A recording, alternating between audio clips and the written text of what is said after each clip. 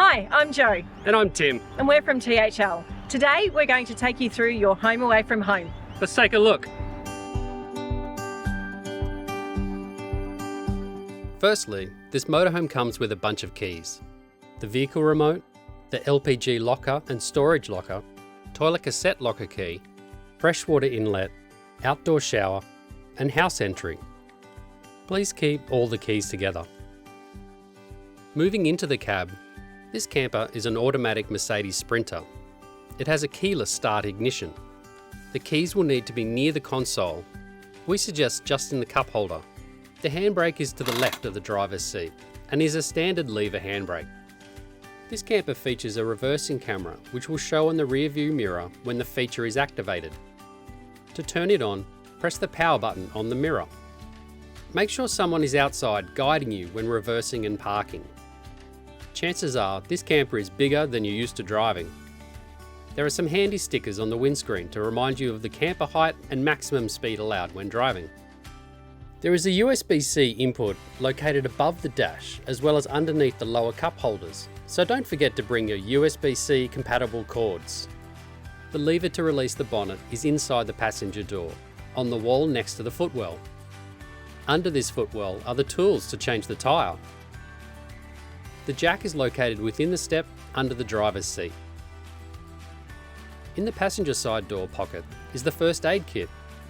We hope you don't need it, but it is there just in case. If you do open it, you have purchased it and can pay for it when you return to the branch.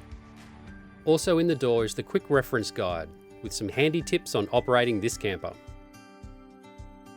Although this camper has an internal walkthrough, you still need to exit through the driver's side door after switching off the engine. Ensure you lock the driver's cab so the vehicle and cabin lights fully switch off. This will avoid a flat battery in the morning. Moving outside, here is a compartment for the house battery. We don't recommend you use this for storage, just in case you bump something loose. Next is the locker to access the toilet cassette. It must be emptied into an authorised dump station when required.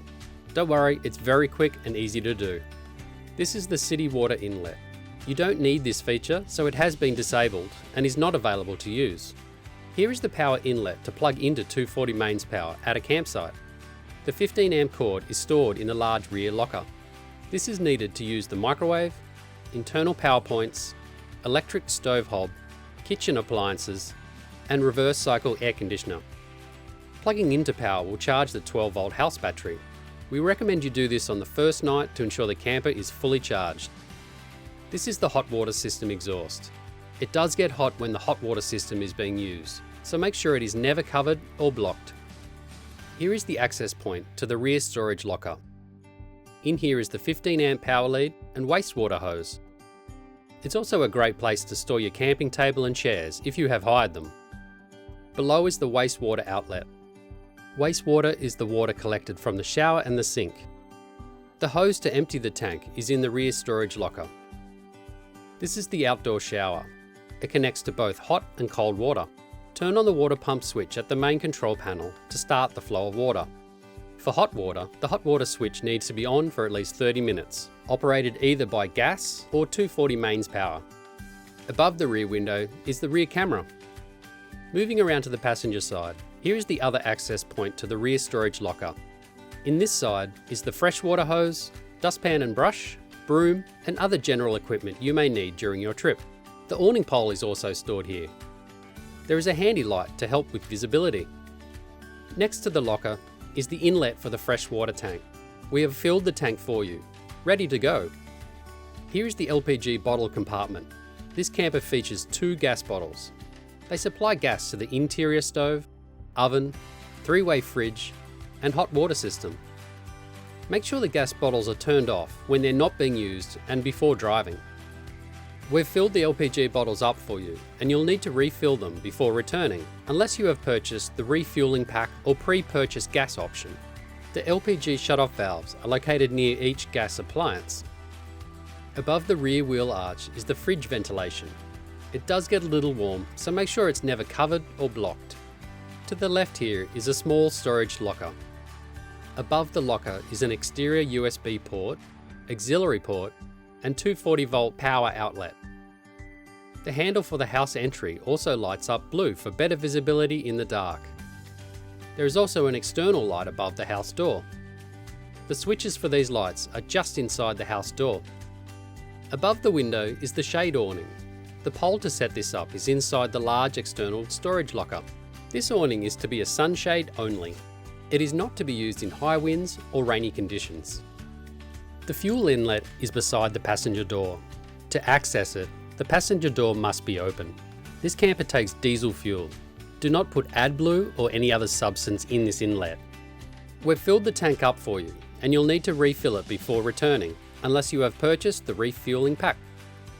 If you see the AdBlue is getting low, please call On-Road Assist for advice on what to do. Now let's take a look inside. Firstly, pull out the step for easy access. There is a screen door that can be detached from the main entry door. To detach the screen door, pull this lever and at the same time lift the handle to release. Behind the driver's cab are seats for the other 4 passengers. Seatbelts must be worn at all times when driving.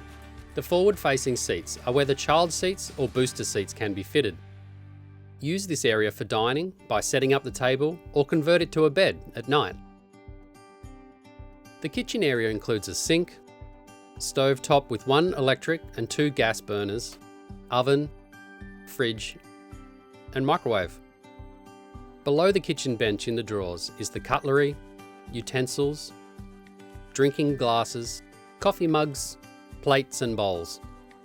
In the cupboard to the left are the pots and pans, and next to that is the storage for your pantry items. In the overhead cupboards are the wine glasses and electrical appliances.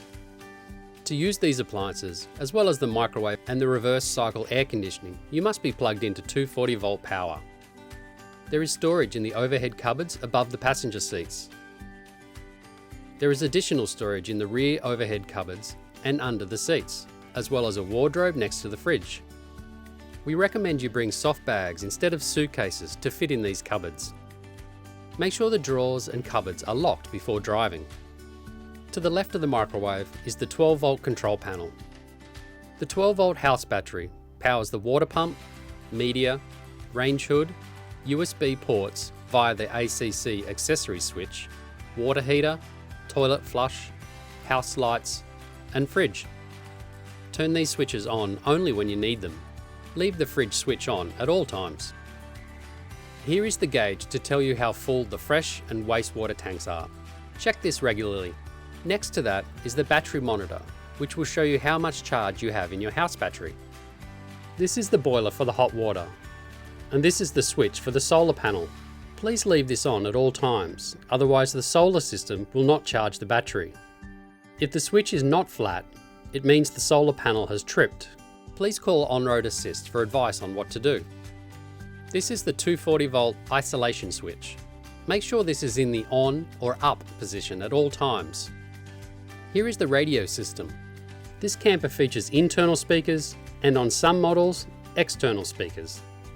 There are a number of USB ports situated around the camper, including below the passenger seats, next to the media player, and outside the camper. Since they are powered by the 12 volt house battery, they will work when you are not plugged into 240 volt mains power, but you will need to switch on the isolator switch marked ACC at the control panel. Just finally, the house battery is separate to the camper engine battery. So if the house battery is getting low, don't worry, the camper will still be able to start.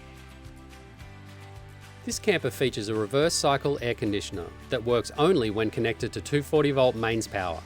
It is powered by a remote control that is paired with the unit. Above the fridge is the entertainment unit. This is a media player only and doesn't have access to television signal, but it's great for watching DVDs or movies from a USB. Here is the bathroom. Don't forget to flick on the water pump and toilet flush switches before using the facilities. For hot water, turn on the hot water switch and the boiler at least 30 minutes before you need it. Make sure the bathroom door is closed and locked before driving. When parked up, set up the rear dining table. At night, this area converts to a double bed. The third double bed is a permanent bed in the loft above the driver's cab. Use the ladder provided to access this bed. There are curtains and blinds all the way around for your privacy. To finish, we'd like to share some helpful tips for your trip. We have a bunch of camper help how-to videos in the THL Road Trip app showing you how to use specific features of your camper, such as operating the gas stove, emptying the toilet cassette, or setting up the beds. Make sure you watch these to get the most out of your camper. It's important that you book into a campground on your first night so you can plug into the 240 volt power to fully charge the house battery, and then every 2 or so days to charge up again. The speed of the 12 volt battery drainage will depend on the climate and how often it is used. A full charge takes between 14 to 16 hours and needs to be done at a campground. We don't recommend driving at dusk or night time, so be sure to arrive at your overnight destination before then. Top up the fresh water and empty the wastewater every 1 to 2 days. Empty the toilet cassette every 1 to 2 days, or as needed.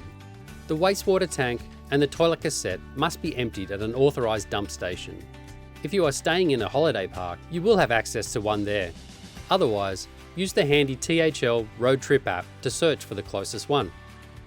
Top up and empty at every opportunity and you won't have to worry about a thing.